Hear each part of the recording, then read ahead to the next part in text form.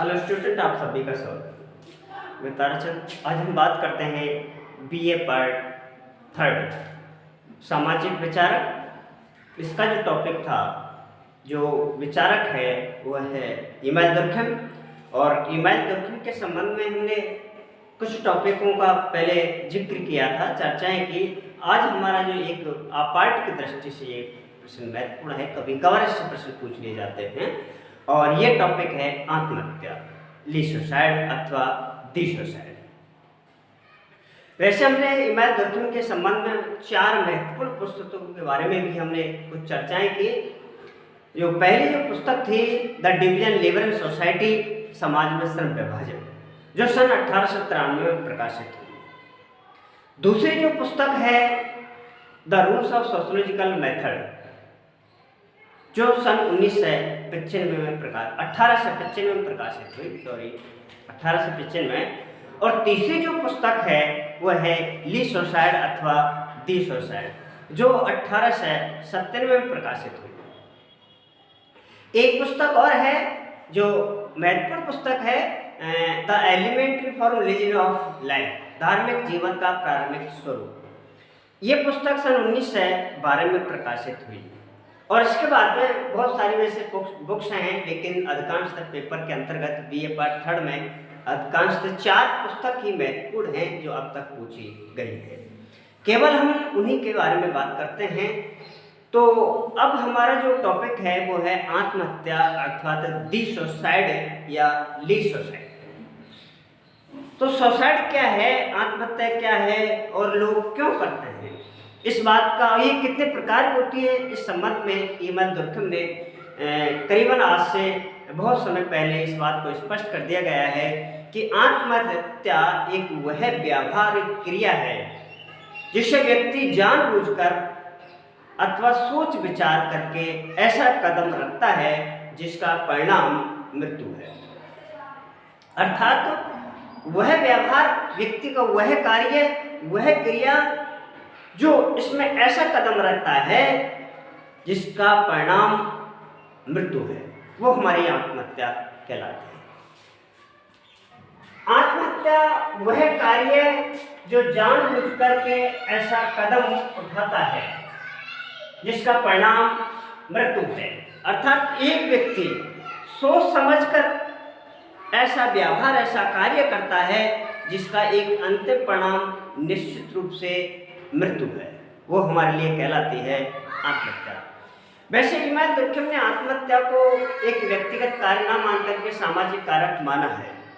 अर्थात ये समाज ही व्यक्ति को आत्महत्या करने के लिए विवश करता है।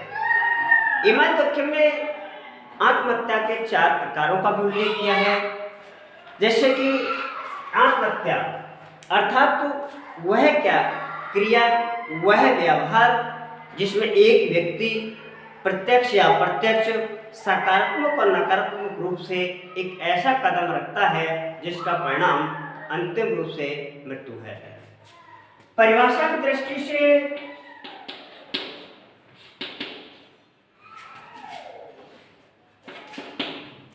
आत्महत्या वह है कार्य एवं व्यवहार है जिसमें एक व्यक्ति सकारात्मक रूप से या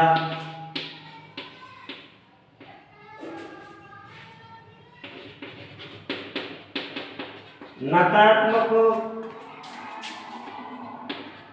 रूप से अथवा प्रत्यक्ष व अप्रत्यक्ष रूप में एक ऐसा कार्य करता है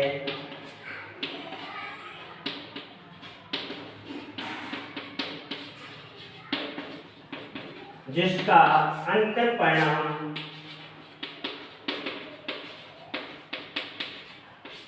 मृत्यु है, व्यक्ति की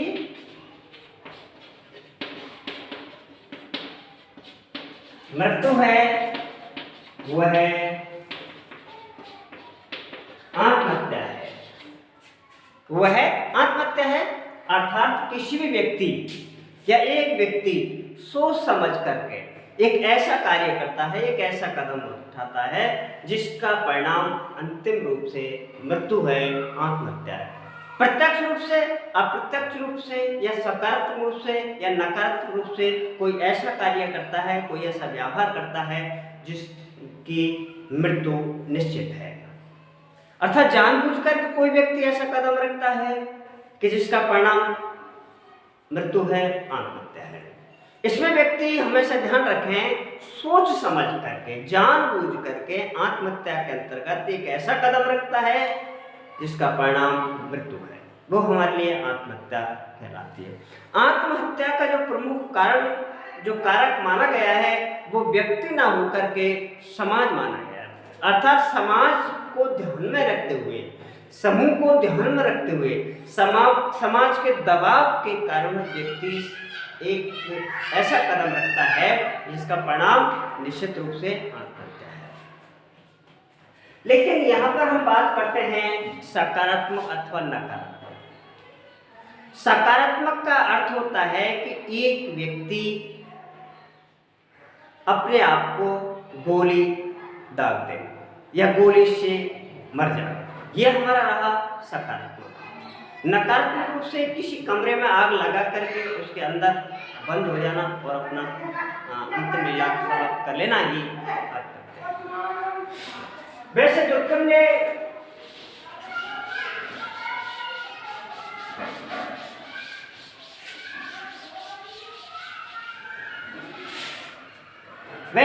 ने आत्महत्या के 4 प्रकार आत्महत्या।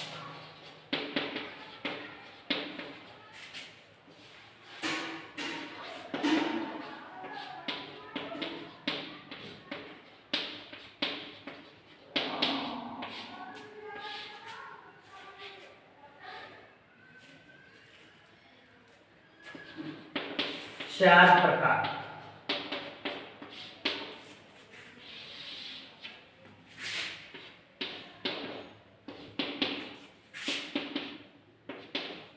अहंवादी आत्महत्या,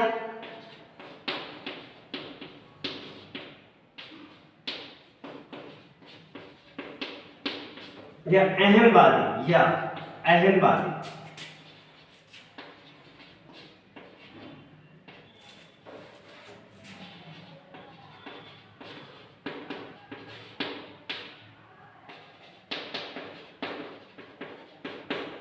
परार्थवादी,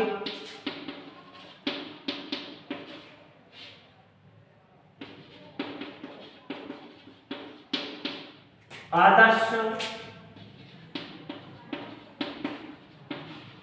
हीन आत्महत्या और घातक आत्महत्या।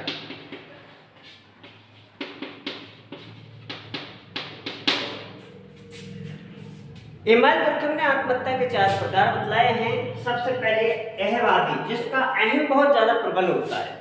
जिन व्यक्तियों का अहम बहुत ज्यादा प्रबल होता है, ऐसे व्यक्ति समाज में रह करके आत्महत्या अधिक करते हैं। अर्थात एक स्थान पर दुर्कम ने समाज को देवता माना गया है। समाज अमर है, समाज का प्रथम स्थान है। इस आधार से व्यक्ति का द्वितीय स्थान, तो समाज व्यक्ति से बड़ा है। समाज का व्यक्ति पर दबाव पड़ता है। समाज की रीति रिवाजों के अनुसार व्यक्ति कार्य नहीं करता तो समाज दबाव डालता है। ऐसी स्थिति में व्यक्ति कभी कभार एक गहनता से सोचने के बाद में कोई ऐसा गलत कदम करता है, कार्य करता है जिसका परिणाम मृत्यु है, वो आत्महत्या है। लेकिन आत्महत्या का जो पहला जो कारण था अहंवादी आत्महत्या। अहंवादी आत्महत्या वे लोग करते हैं जो समाज से कटे हुए रहते हैं, समाज के नियमों के अनुसार कार्य नहीं करते। जब समाज उन लोगों पर दबाव डालता है, ऐसी स्थिति में वो व्यक्ति एकांत प्रवृत्ति में रहकर अंदर ही अंदर सोच विस्तार करते रहते हैं और उसके बाद में उसका एक निश्चित परिणाम निकलता है कि वो व्यक्ति मृत्यु के शिकार हो जाता है या मृत्यु कर लेते हैं। बाद में है परार्थवादी आत्महत्या अर्थात समाज और समूह के लिए अपनी जान गंवा देना ही परार्थवादी आत्महत्या कहलाती है। मतलब दूसरे के हित में अपनी जान गंवा देना ही परार्थवादी आत्महत्या कहलाती है। अधिकांश सैनिक लोग जो करते हैं वो परार्थवादी आत्महत्या के अंतर्गत करते हैं, अर्थात समाज या समूह या देश के हित में अपनी जीवन लीला अंतिम लीला समाप्त करने में परार्थवादी आत्महत्या है। एक है दूसरी तीसरी जो है आदर्शहीन आत्महत्या, अर्थात तो समय के परिवर्तन के अनुसार जो व्यक्ति अपने आप में परिवर्तन नहीं कर पाते, ऐसी स्थिति में वो लोग अधिकांशतः आत्महत्या करते हैं। जैसे जैसे व्यक्ति और समाज में परिवर्तन आता जाता है तो कोई दिक्कत नहीं, लेकिन कभी कभार ऐसे है कि व्यक्ति समय के अनुसार अपने सभी लोगों के साथ अपने आप को परिवर्तन नहीं कर पाते, अनुकूल नहीं कर पाते, ऐसी स्थिति में वो व्यक्ति आत्महत्या अधिकांशतः करते हैं। चौथी जो प्रकार की घातक आत्महत्या ये भी समाज के अंतर्गत अधिकांश देखने को मिलती है, इसका नाम ही घातक है। अर्थात कोई व्यक्ति किसी व्यक्ति से, किसी छात्रा से, किसी लड़की से, किसी औरत से प्रेम करना चाहता है और ऐसी स्थिति में समाज उसे मान्यता नहीं देता, तो धीरे धीरे वो व्यक्ति उस आवेग में आकर के उस औरत या किसी लड़की के चक्कर में आत्महत्या करता है, तो ये घातक आत्महत्या कहलाती है। आत्महत्या वैसे देखा जाए तो ये हमारा टॉपिक सिलेबस के अंतर्गत विस्तृत बड़ा प्रश्न के लिए तो नहीं है, छोटा प्रश्न ही अधिकांश तो इसमें पूछा जाता है, इसलिए हमें आपको केवल आपात की दृष्टि से यह टॉपिक हमें समझाना पड़ रहा है। बाकी इसमें अधिकांशतः दो ही प्रश्न पूछे जाते हैं ईमेल दुर्गेश से, पहला है समाज में श्रम विभाजन और दूसरा है सामाजिक तत्व वाला, और कभी कभार पूछता है तो सामाजिक एकता के विषय में, और सामाजिक एकता के विषय में भी उसमें है कि यांत्रिक एकता और सावयव एकता में अंतर ज्यादा पूछता है। लेकिन जहां तक अब तक के जो प्रश्न आए हुए हैं उसमें है समाज में श्रम विभाजन के कारण और परिणाम या सामाजिक तत्व के नियम, अवलोकन के नियम, सामाजिक तत्व के प्रकार और विशेषता। यही टॉपिक ज़्यादा हमारे लिए इम्पोर्टेंट थे जो हमने करा दिए। बाकी ईमेल दुर्गेश के साथ में आत्महत्या भी जुड़ी हुई है कि आत्महत्या का सिद्धांत क्या है, आत्महत्या एक व्यक्तिगत कार्य है या सामाजिक कार्य है। हालांकि है तो व्यक्तिगत कार्य, लेकिन दुर्गेश ने इसको सामाजिक कार्य माना है क्योंकि व्यक्ति समाज को ध्यान में रखते हुए कार्य करता है। तो ऐसी स्थिति में व्यक्ति कार्य नहीं करता बल्कि आत्महत्या के लिए प्रयास समाज कराता है, क्योंकि व्यक्ति समाज व्यक्ति पर दबाव डालता है और समाज के दबाव में आकर के व्यक्ति ऐसा कदम रखता है। अब वो एक पारिवारिक हो या सामूहिक हो या समाज का हो, लेकिन इन सभी का दबाव जब व्यक्ति पर पड़ता है तो ऐसा कदम व्यक्ति तब रखता है। बाकी स्वयं की इच्छा कभी आत्महत्या करने की नहीं होती, वो तो समाज के दबाव में आकर के, समूह के दबाव में आकर के, लोगों के दबाव में आकर ही आत्महत्या का प्रयास करता है। तो ये धारणा थी केवल आत्महत्या के संबंध में ईमेल दुर्गेश की, और उनकी पुस्तक भी बहुत ज़्यादा पूछ ली जाती है। 337 विचारक की पुस्तक है तो वो है ईमेल दुर्गेश की।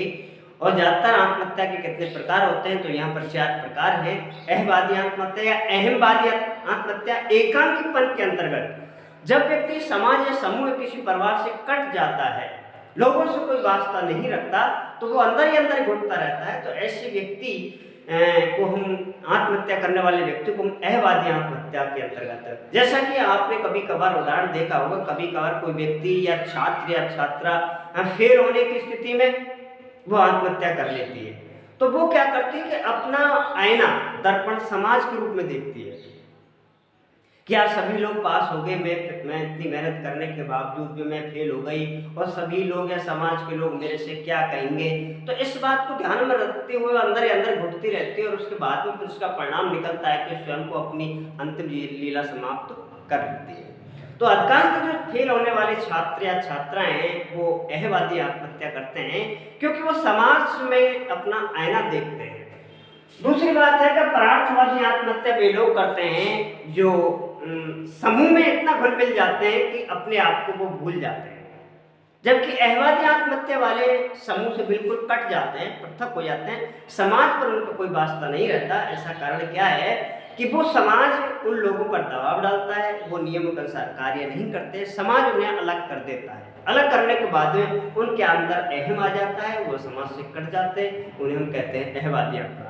जब बिल्कुल बिल्कुल विपरीत है वो परार्थवादी वाली आत्महत्या है। परार्थवादी का मतलब था परार्थ, दूसरे के हित में ध्यान में रख के की जाने वाली क्रिया को परार्थवादी आत्महत्या कहा गया। अर्थात एक व्यक्ति का व्यक्तित्व समाज के व्यक्तित्व में इतना घुल जाता है कि वो अपने आप को भूल जाता है और वो स्वयं अपने आप में देश की सेवा के लिए आत्महत्या कर लेता है। कि सैनिक लोग जो अधिकांश आत्महत्या करते हैं वो देश की आज़ादी के लिए या अपने समाज के लिए ही दूसरे को बलिदान करते हैं। आदर्शहीन आत्महत्या है जिसको हम परिवर्तनशील आत्महत्या भी कहते हैं। अर्थात जो व्यक्ति समय के अनुसार अपने आप को अनुकूल नहीं कर पाते, परिवर्तन नहीं कर पाते, तो उनके मध्य भी हीनता आ जाती है, तो वो अपने आप में आत्महत्याएं कर लेते हैं। और बाद में है घातक आत्महत्याएं।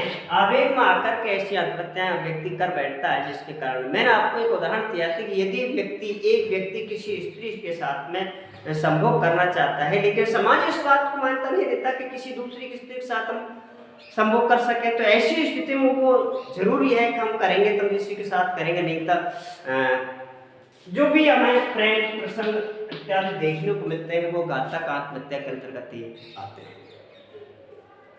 ये रहा दुर्खिम का ये टॉपिक लास्ट था। बाकी दुर्खिम ने धर्म के संबंध में भी कुछ चर्चाएं भी की हैं।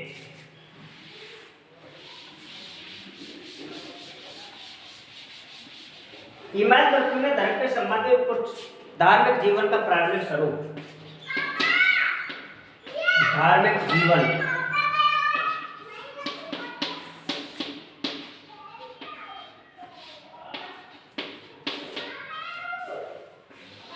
धार्मिक जीवन का प्रारंभिक स्वरूप के संबंध में भी दुर्खिम ने कुछ चर्चाएं की थी। और ये इनकी पुस्तक सन 1912 में प्रकाशित हुई, the elementary for religion of life, धार्मिक जीवन का प्रारंभिक स्वरूप। कि धर्म पवित्र वस्तु में विश्वास ही धर्म है। और धर्म का जो उल्लेख किया उन्होंने ऑस्ट्रेलिया के अनुत्तर जनजातियों के अध्ययन के आधार पर किया है कि समाज के अंतर्गत समस्त जो वस्तु हैं वो दो प्रकार की हैं, एक है पवित्र वस्तु और एक है अपवित्र वस्तु। अर्थात पवित्र वस्तु में विश्वास करना ही सबसे बड़ा धर्म है। यहाँ पर धार्मिक दृष्टि से देखा जाए तो कर्मकांड, नैतिकता, कर्मकांड, नैतिकता और आस्था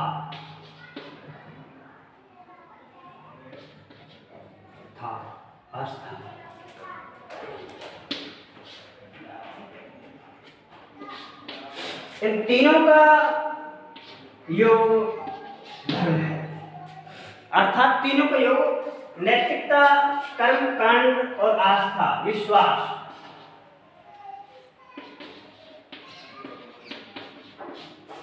अर्थात किसी चीज में विश्वास करना, कर्मकांड करना, क्रियाएं करना, क्रिया करना और नैतिकता ही धर्म को जन्म देती है। वैसे इमाम दुर्खिम ने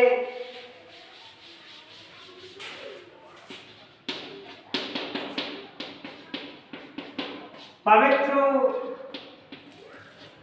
वस्तुओं में विश्वास ही धर्म है। धर्म के संबंध में कुछ चर्चाएं उन्होंने की। बाकी हमारा जो अगला टॉपिक कुछ कल